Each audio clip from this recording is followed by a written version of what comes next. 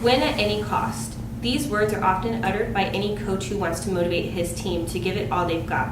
After all, who doesn't want to be part of a winning team? It was the reason why LeBron James returned to Cleveland to bring the city a championship title. Of course, the fans of Cleveland were elated and the whole city rallied behind the Cavaliers. This pride is what cities in Texas also desire, to be seen as a city of champions.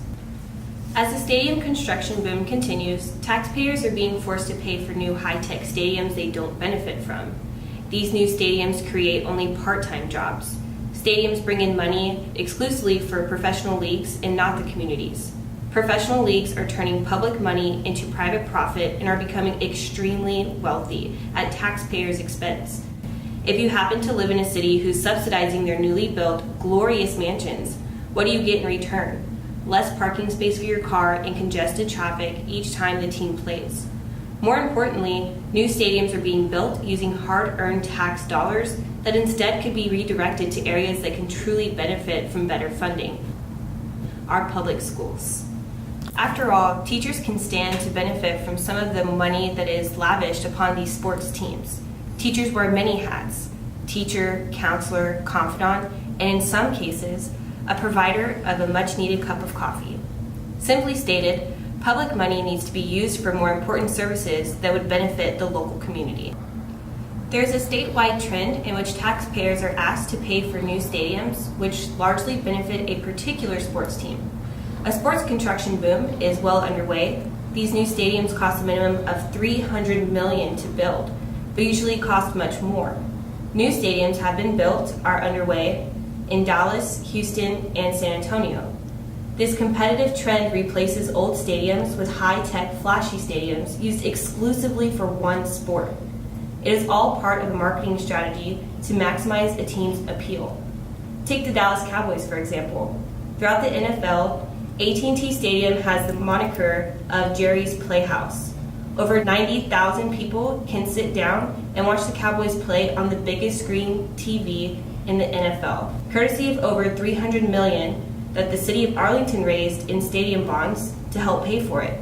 Of course, the Joneses can argue that they footed the bill to pay for the rest of the $1.1 billion it cost to make this dream house a reality. But if anyone wanted to build their private home and was offered a 25% discount paid for by the city, we would all be living in much grander homes than we do now. Most of the time, new stadiums are not used for multi-purposes. They're designed and built exclusively for the professional league and not the community.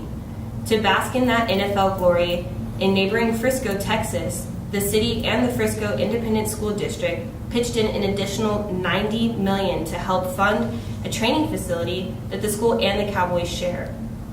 Each of the stadiums are funded by cities who raise money by issuing bonds which are paid back over decades. If the economy is slow, these cities must raise taxes in order to continue making the payments. The public is forced to pay through property, car rental, and hotel taxes. As the law only allows a city to recap their sales tax at 2%, a city who uses 1% to fund their stadium obligation is essentially diverting half of their revenue to pay for it. Streets, parks, water department, police, and firefighters in any city budget must make ends meet with the remaining 1%. Let that sink in for a moment.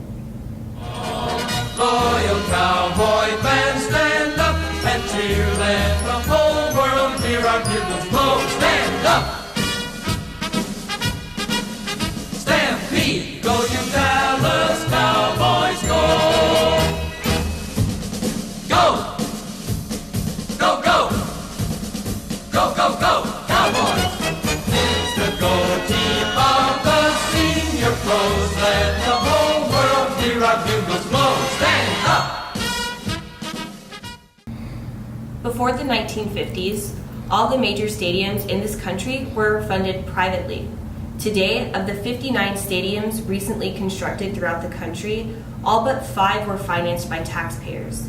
Even if the public does not want a new stadium, a team can approach any city who is willing to fork over the hundreds of millions of dollars to donate. After all, professional sports teams are considered nonprofit corporations. Let's continue to consider the Cowboys. How do they stack up financially? Many people believe that the communities will benefit from these new stadiums. However, the communities do not benefit, only the leagues and players benefit. These new stadiums create low-paying, seasonal jobs for the community. Just ask any person who walks down the aisle selling their beer and peanuts. They get to see the game live without paying for a high-priced ticket. But what if you live in the city and want to go see a game? Paying higher taxes doesn't get you any discounts, so you pay full price, just like any out-of-town fan does. Even the money to buy tickets to attend games ends up leaving the city. League rules require that ticket revenues be shared with franchise owners in other cities. So much for buying local. So if a city doesn't benefit financially from doling out all those taxpayer dollars, then what is the main reason for doing so? Some do it simply because it is a way for a city to have an identity. It's a very expensive way just to feel special. If a common person were to go out and buy an exotic car on credit, we would deem this person to be going through a midlife crisis. The real crisis, however, is when a team flaunts a high-priced stadium for their fans to come and worship, while a city worker has to go and figure out ways to pay their bills on a meager salary. This runs to the contrary of what sports players' salaries are. We regularly hear about the ever-increasing, insane amount of money these athletes make. It is common for a team now to pay over $130 million in player salaries. Surely some of that money can go toward footing the complete cost of a stadium. Even when a team plays in a perfectly good, well-maintained stadium, they are being torn down, as was the cause for the San Antonio Spurs and now the Texas Rangers. These facilities are being either demolished or simply replaced. No other businesses are given so much public money for a private profit. It's unheard of. Since events held in stadiums are a leisure activity, other entrepreneurs are at a disadvantage when looking for assistance in opening up a small business. Professional sports teams are like young children who always want more and more. There is a popular saying that goes, "Everything is bigger in Texas." These teams have adopted this attitude that what you have is never good enough.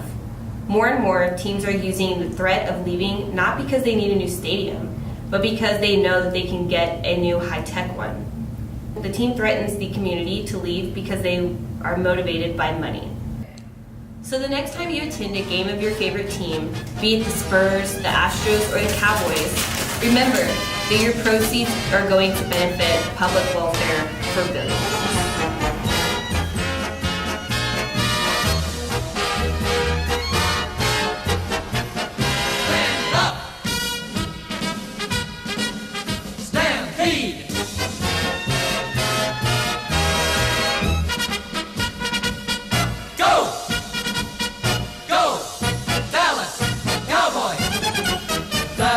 Cowboys stand deep down the field, see the defense reel and watch them fall.